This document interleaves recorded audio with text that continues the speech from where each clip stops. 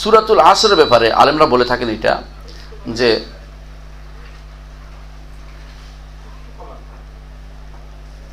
এই যে তিনটি জিনিস করতে হয় একটা জিনিস, ইলম, আমরা এতক্ষণ যেটা বললাম তিনটি জিনিস, একটা কি ইলম, আমল, একটা দাওয়াত।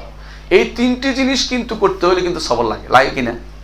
ইলম শিখতে কোনোদিন কেউ, আল ইলমু, আরবিতে প্রবাদ আছে যে বেরাহ আল ইলমু লা ইউদরাক বিরাহাতিল জাসাদ, শরীরে আরাম করে ইলম পাওয়া যায় না, শরীরে আরাম করে ইলম পাওয়া যায় না। আপনি এখন এসি রুমে বসে থাকলেন কতক্ষণ, আরামে ঘুরলেন গেলেন, ঘুম আসবে, ইলম শিক্ষা হবে না। ইলম শিক্ষার জন্য একটু ত্যাগ তিতিক্ষা লাগে, ঠিক আমল করার জন্য একটু কষ্ট লাগে। যে ব্যক্তি বলে আরাম করার কষ্ট নাই, ঠান্ডার দিন এখন অজু করতে কষ্ট লাগে, গোসল করতে কষ্ট লাগে, করলাম না, হইলো হবে না। অনুরূপ দাওয়াত দিতেও কষ্ট লাগে, আপনাকে রাস্তা আরামে ঘুরে বসে থাকাচ্ছে, আপনাকে প্রতিটা সময় কাজে লাগানো উচিত, মুহূর্ত কাজে লাগানো উচিত, যে এই মুহূর্তে আমার এই কাজটা করা উচিত। এইটুকু যদি কেন আল্লাহর দরবারে কবুল হয়ে যায় আমি বিরাট। এই জন্য প্রত্যেকটার মূল হচ্ছে সবর, প্রত্যেকটার মূল হচ্ছে সবর। সবর ছাড়া আপনি মুহূর্ত চলতে পারবেন না, মুহূর্ত চলতে পারবেন না। এই জন্য আলেমরা সবসময় বলে থাকেন, ইমাম ইবনুল কাইয়িম রাহমাতুল্লাহ আলাইহি বলেন যে আন-নাঈমু লা ইউদরাকু বিন-নাঈম, নেয়ামত পেতে হলে নেয়ামত কিছু ছাড়তে হবে, কিছু নেয়ামত ছাড় দিতে হবে। ওয়ার-রাহাতু লা তুনালু বির-রাহা, আরাম পেতে চাইলে আখিরাতে দুনিয়ার কিছু আরামকে আপনি ত্যাগ করতে হবে। এবং যে ব্যক্তি দুনিয়ার আরামকে প্রাধান্য দিবে সে আখিরাতের আরাম কি থেকে বঞ্চিত হবে। ইবনুল কাইয়িম রাহমাতুল্লাহ এটা বলেছেন। এই জন্য একজন মানুষ এই সূরার সম্পর্কে গবেষণা করা উচিত বেশি পরিমাণে। ইমাম শাফিঈ কি বলছেন আমরা এটা নিয়ে আলোচনা করতে চাই। ইমাম শাফিঈ এই সূরা সম্পর্কে একটা গুরুত্বপূর্ণ কথা বলেছেন। তিনি বলেছেন এই সূরা কোনটা? সূরা আসর। লাউ মা আনজালাল্লাহু হুজ্জাতান আলা খালকিহি ইল্লা হাদিহি সূরা লাকাফাতহুম, আল্লাহ যদি আর এই সূরা নাজিল করে আর কিছু নাজিল না করতেন তাহলে যথেষ্ট ছিল। সুবহানাল্লাহ, চিন্তা করে দেখছেন, এই সূরা নাজিল করে আর কিছু নাজিল না করতো তাও যথেষ্ট ছিল। কেন? আপনার কিন্তু একটা গাইডলাইন দেওয়া হয়েছে, জীবনে সফল হতে হলে, আখিরাতের মুক্তি পেতে হলে, আল্লাহর কাছে প্রিয় পাত্র হতে হলে আপনাকে এই চারটি কাজ করে যেতে হবে। আপনি কিন্তু সফল কাম হতে পারবেন, সফল কাম হতে পারবেন। এই জন্য এই জিনিস, চারটি জিনিস আপনাকে পাবেন। মানুষ এর মধ্যে দুইটি নিজের, দুইটি অন্যের। দুইটি কি? ইলম এবং আমল নিজের, আর দাওয়া সবর অন্যের জন্য। কোরআনের প্রত্যেকটি আয়াতে এই চারটি জিনিসের দিকে আহ্বান জানাচ্ছে, প্রত্যেকটি আয়াত, হয় নিজে না অন্যকে। ইয়া আইয়ুহাল্লাযীনা আমানু আমানু, হে ঈমানদারগণ ঈমান আনো নিজে, তাই না? ওয়া সাবিরু, সবর করো বলছে। ওয়া রাবিতু, মানুষকে দাওয়াতের মধ্যে লেগে থাকো, মুরাবাতা করো। হ্যাঁ, আল্লাহ আল্লাহ আল্লাহ তাআলা যে দ্বীনের যে পাহারা বসাও, কেউ যেন দ্বীনের মধ্যে আক্রমণ না করতে পারে দ্বীনের বাইরে থেকে, এটা এক মুরাবাতার অর্থ। সীমান্ত পাহারা দেওয়া মুরাবাতার অর্থ, এই সবই কিন্তু জরুরি। এই জন্য ইবনে রাজব রাহমাতুল্লাহ আলাইহি বলেন এই সূরাটি হচ্ছে এমন একটি মানদণ্ড, ঈমানদার এইটা দিয়ে বিচার করবে যে আমি কতটুকু সফল, কতটুকু বিফল।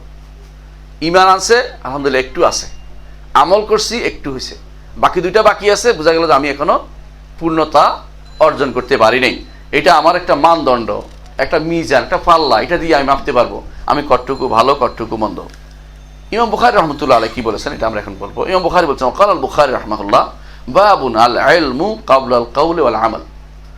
ইমাম বুখারী রাহমাতুল্লাহ বলেছেন এটা একটা অধ্যায়, যে অধ্যায়ে আলোচনা হবে কথা হবে আমল, কথা এবং কাজের আগে জ্ঞান অর্জন করতে হবে। কথা এবং কাজ, বুঝছেন? মুখে সুবহানাল্লাহ বলছেন, অথবা আপনি কি করলেন, একটা তেলাওয়াতে সিজদা দিলেন, আপনি যদি কোনো সওয়াবটা না জানেন আপনারা কিন্তু সওয়াবটা পাচ্ছেন না। এটা কি জানেন? একটা মানুষ ধরেন যখন একটা জিনিস জানবে তার যত সওয়াব হবে, যে না জেনে করছে তার এত সওয়াব হয় না। অনেক কাজ আপনি করেন না জেনে করলে সেই সওয়াবটা পাওয়া যায় না, কারণ আপনি তো নিয়ত নাই এটার মধ্যে, আপনার তো নিয়ত ছিল না। যখন নিয়ত সহ করবেন আপনার এই সওয়াবটা বহুগুণ বর্ধিত হয়ে যাবে। আচ্ছা, সুবহানাল্লাহ বললে কি হয় জানেন? জানেন না? সুবহানাল্লাহ বললে জমিন কি হয়ে যাবে? তামলাউল মিজান, মিজান আলহামদুলিল্লাহ, তামলাউল মিজান, আলহামদুলিল্লাহ বললে মিজান পরিপূর্ণ হয়ে যায়। মিজান, বুঝছেন? যেটা আপনার মিজানের পাল্লা পরিপূর্ণ হয়ে যায়। এটা জানার পরে বলার আগের বলার মধ্যে অনেক পার্থক্য আছে। আগেরটা আপনি পাবেন না, কারণ আপনার তো নিয়ত নাই এটার মধ্যে। এখন নিয়ত সহ বলতেছেন, এখন আপনার এটা পূর্ণ হবে, বারবার পূর্ণ হয়ে যাবে। কত বড় নেয়ামত আপনি পাচ্ছেন, চিন্তা করতেছেন? চিন্তা করে দেখছেন? তাহলে এলেম হচ্ছে, এই জন্য ইমাম বুখারী রাহমাতুল্লাহ আলাইহি বলতেছেন আল ইলমু ক্বাবলাল কাউল ওয়াল আমল, কাজ এবং কথার আগে এলেম শিখো। শিখলে তোমার লাভ হবে কি? নিয়তটা আসবে। নিয়ত না থাকলে আপনি এটা সবটা পাচ্ছেন না, নিয়ত না হলে আপনি সবটা পাবেন না। আরেকটা জিনিসও আছে, সেটা কি জানেন? সেটা হচ্ছে আপনার এলেমকে, জ্ঞানটাকে বিশুদ্ধ করে কি দিয়া? নিয়ত দিয়া। আপনি অনেক কিছু জানছেন, জানার এটাকে বিশুদ্ধ করবেন আল্লাহর জন্য হলে নিয়ত না, এটা বিশুদ্ধ হবে। নিয়ত বিশুদ্ধ করতে হলে, আমল বিশুদ্ধ করতে হলে নিয়ত লাগবে। আবার আমলটাকে আপনি নিয়তটাকে এলেম দিয়ে শুদ্ধ করবেন, নিয়তটাকে শুদ্ধ করবেন এলেম দিয়া। কি নিয়ত করতেছেন, এটা কি, যেটা যেই নিয়ত করলে আপনার কাজে লাগবে এটা তো করবেন। তো নিয়তটাকে আপনি শুদ্ধ করবেন এলেম দিয়া, জ্ঞান দিয়া। আর আমলকে শুদ্ধ করবেন কি দিয়ে? এলেম দিয়ে। আমলটা শুদ্ধ করবেন নিয়ত দিয়ে। আমলটা শুদ্ধ করবেন নিয়ত দিয়ে। তাহলে বোঝা গেল, এলেম শুদ্ধ করবেন, এলেম দিয়ে শুদ্ধ করবেন নিয়তকে, আর আমলকে শুদ্ধ করবেন কি দিয়ে? নিয়ত দিয়ে। তাহলে আপনার নিয়ত খুব জরুরি। এর আগে লাগতেছে, সবার আগে লাগতেছে কি? এলেম। এলেমের কোনো বিকল্প নেই। যত এলেম শিখবেন তত আপনি ছোট আমলও বিরাট আকার ধারণ করবে। এই জন্য দুইজন মানুষ সালাত আদায় করে, রাসূলুল্লাহ সাল্লাল্লাহু আলাইহি ওয়াসাল্লাম বলেছেন একজনের সালাতের 1/10 কবুল হয়েছে, আরেকজনের 1/9 এবার বলছে। রাসূল বলছেন কারো অর্ধেক, কারো পুরাটা কবুল হয়েছে। কারণ কি? এলমের কারণে, এলম এবং নিয়তের বিপরীতের কারণে, এবং এলম নিয়তের তারতম্যের কারণে তার সওয়াব কমতি হয়ে গেছে। এই জন্য আবু বকর রাদিয়াল্লাহু আনহুর চেয়ে আমলকারী মানুষ বহুত বেশি ছিল, কিন্তু উম্মতের মধ্যে সবচেয়ে বেশি মর্যাদাবান ব্যক্তিকে? আবু বকর রাদিয়াল্লাহু আনহু। কি দিয়ে? এলম এবং নিয়ত দিয়ে তিনি উপরে উঠছেন, আর অন্যরা আমল দিয়ে উঠছে কষ্ট করে। এজন্য এলম আগে। এজন্য আল্লাহ তাআলা কোরআনে কারীম বলেছেন ফা'লাম আন্নাহু লা ইলাহা ইল্লাল্লাহ ওয়াস্তাগফির লিযামবিকা। কি দিয়ে শুরু করছে? ফা'লাম, আগে জানো যে আল্লাহ ছাড়া কোনো হক ইলাহ নেই। অর্থ অনুবাদটা এইভাবে করতে হবে। কখনো আল্লাহ ছাড়া কোনো ইলাহ নেই অনুবাদ করবেন না, আল্লাহ ছাড়া কোনো মাবুদ নাই অনুবাদ করবেন না। আল্লাহ ছাড়া কোনো সত্য মাবুদ নেই, সত্য না বলে অনুবাদ হয় না, অনুবাদ হবে না। এই অনুবাদ করলে ভুল হবে, কারণ মাবুদে ভর্তি দুনিয়া ভর্তি মাবুদ নাই, ভর্তি।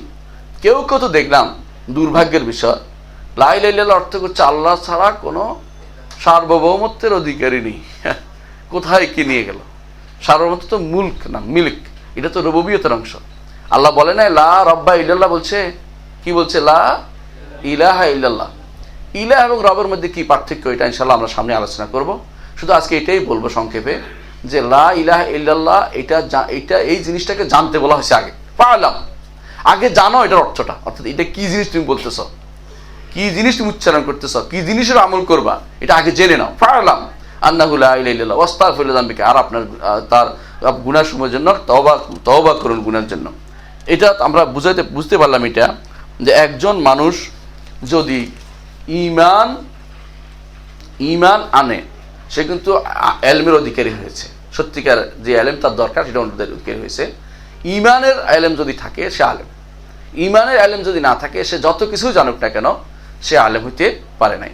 ঈমানের সাথে সাথে আমল থাকে, তাহলে সে ইসলামও শিখছে। ঈমান আমল, অর্থাৎ ঈমান, এলম আমল, ঈমান ইসলাম, বুঝতে পারছেন? এলম আমল আর একটা কি? ঈমান ইসলাম, এই দুইটা হইল।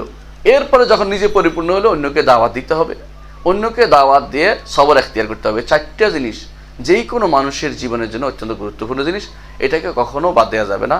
আজকে আমরা এই বিষয়গুলো জানলাম, কি ঠিক আছে? বুঝতে পারছি? আমরা আজকে দর্শে আসবো। এতক্ষণ পুরাতন দর্শ পড়াইছি, আপনারা আগের এই দর্শটা পড়ছেন, কিন্তু একটু দলিলটা দেওয়া হয়নি। আজকের দর্শ হচ্ছে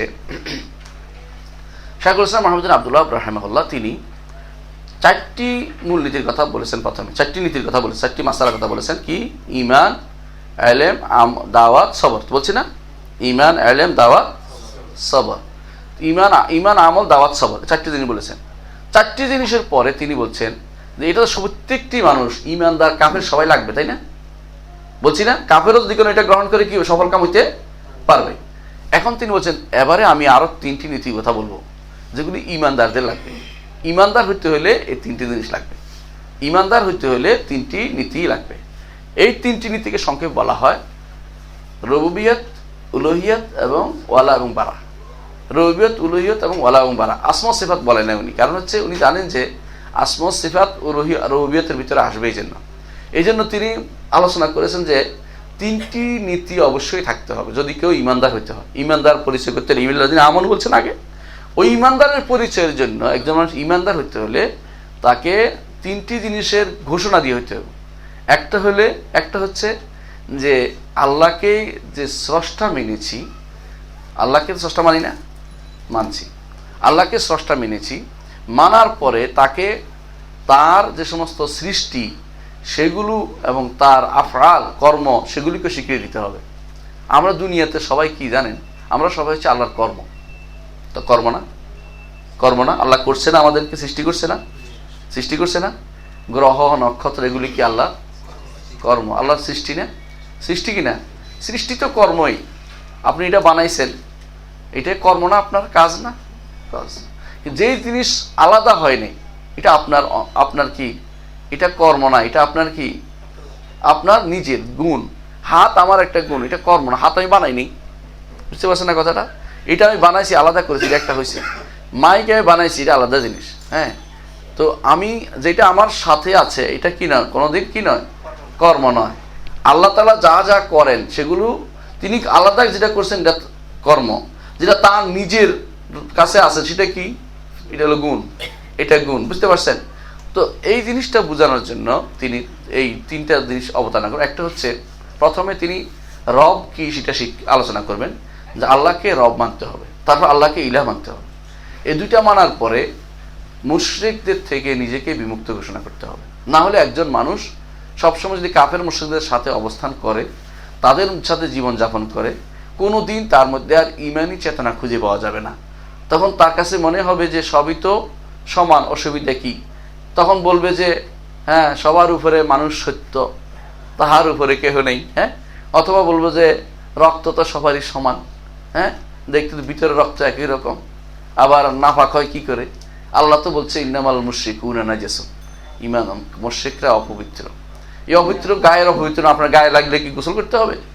না, তো কি অন্তর। কারণ আল্লাহ থেকে অপবিত্র হওয়া মানে হচ্ছে সবচেয়ে বড় অপবিত্র তার মধ্যে থাকা। এই বিষয়টা নিয়ে ইনশাআল্লাহ আগামী দার্সে আলোচনা করব। আল্লাহ আমাদের বোঝার তৌফিক দান করুন। আসসালামু আলাইকুম রহমতুল্লাহি ওয়া বারাকাতুহু।